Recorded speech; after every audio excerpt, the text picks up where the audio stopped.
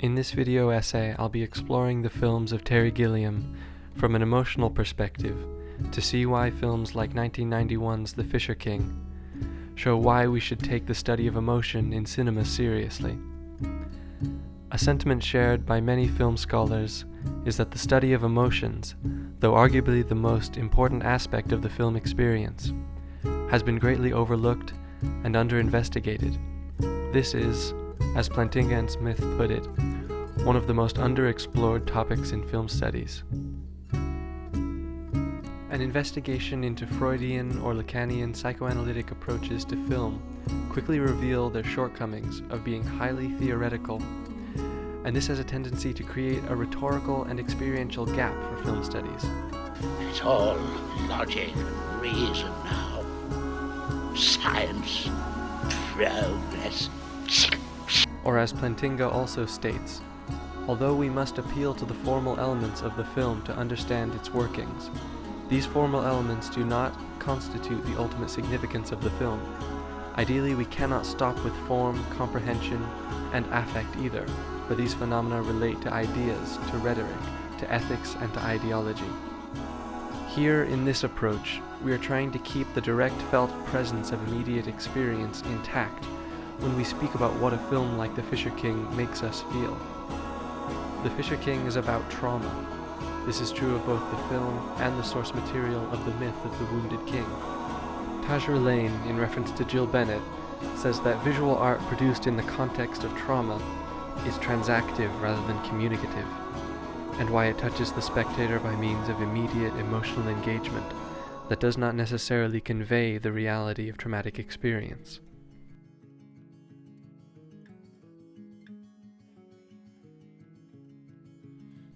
The way this film touches the spectator is to explore trauma in relation to love as a cinematic display of vulnerability. The way this is done is through the use of the close-up as a direct signifier of vulnerability. Psychologist Siu Lan Tan references Hungarian film theorist Bela Balázs, who believe that it is the close-up of the human face that distinguishes film from other performance arts, especially theater. Unlike a staged play, the camera can bring us up close to a face, to gaze deep into the eyes and examine every contracted muscle in intimate detail. I also argue that the power in film that comes with the power of close-up is the power to direct attention. This is obvious, but what I mean is the act of bringing conscious awareness to witness trauma. To support what I mean is a quote from Peter A. Levine. "Trauma is not what happens to us, but what we hold inside in the absence of an empathetic witness." So the power of cinema, which is the power of close-up, is the power of witness, which is the power of the transformation of trauma. Hug me in public again, okay? Men with men. Oh, Jack! I love this guy! Exploring vulnerability, here we see the emotional structure of myth is in direct parallel with the cinematic structure of close-up and its emotional signification. This is a story of increasing vulnerability in order to heal trauma. The emotion that the close-up not only signifies or communicates but also elicits is vulnerability, a gradual tearing down of the walls which close off the wounded heart.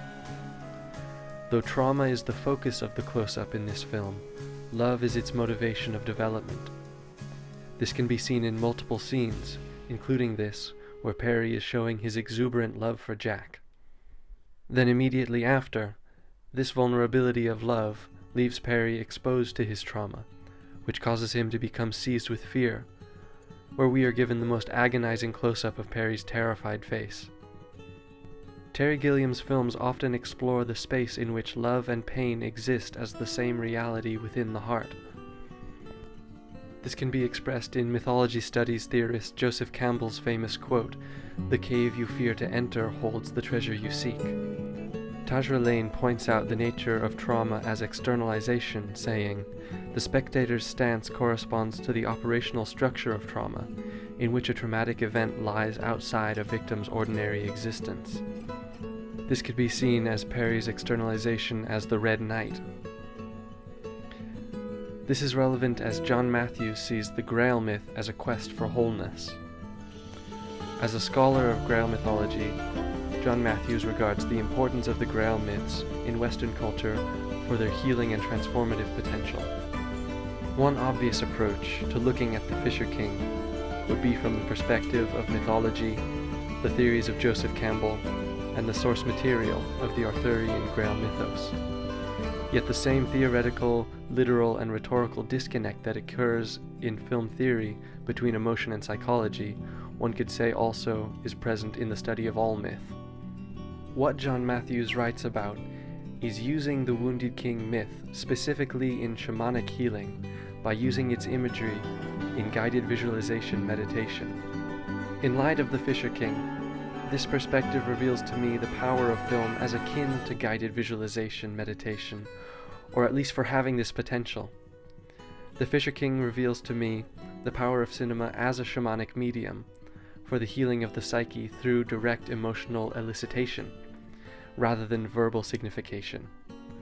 Film has the ability, through direct feeling, to collapse the symbolic with the real. The Fisher King is not only a recontextualization of the myth into a contemporary setting, it is more so an emotional recontextualization of myth outside of rational understanding.